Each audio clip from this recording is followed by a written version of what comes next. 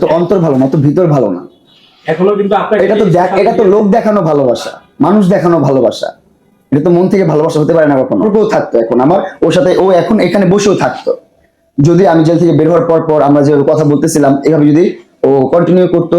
ওর ভিতর ভালো না, তো ওর অনেক চিন্তা ভাবনা, অনেক কিছু ভেবেও কাজ করে, এবং এখনো পারি চাইলে। যেমন ও এসে গে এগুলা সেগুলা বলা, তারপর আরো আমার মানহানি, তারপর আরো অনেক কিছু, যেমন 2 নাম্বারই মামলা করছে। এই নেগেটিভ পজিটিভ সব মামলা, কিন্তু একটা মামলার সাথে কিন্তু একটা মামলা মিল নেই। কোনো মিল থাকতে হবে, তাকে ধাপ থাকতে হবে, কোনো ধাপ নাই।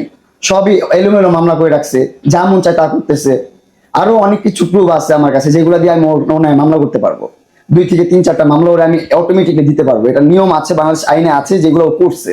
কিন্তু আমি মামলা করিনি। আমি ভাবছি যে থাক, আমার মামলা করার দরকার নাই, ওর মতো থাকুক, ও সিঙ্গেল মাদার, ও ভালো থাকুক, যেভাবে আছে ভালো থাকুক, আমি ওর খারাপ চাই না। 4টা যেটা বাইক আছে, 4টা বাইকের মধ্যে একটা বাইক R15, ওইখানে ওর অর্ধেক টাকা আর অর্ধেক টাকা আমার। এটা হচ্ছে ওর সাথে সম্পর্ক হওয়ার প্রথম আমার যে বার্থডে ছিল, যে বার্থডেতে আমি একটা কার গিফট পাইছি ওর কাছ থেকে।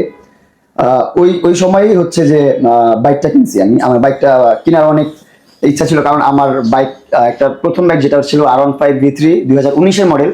ওইটা কেনার পর আমি বিক্রি করে দিছি আপনার 21-22-এর দিকে। বিক্রি করার পর আবার 21-এর দিকে আমার আবার একটা বাইক কেনার জন্য আবার ক্রেজ উঠছে মাথায়, কারণ আমি তো বাইক লাভার। তো তখন আমি ওর বাইকটা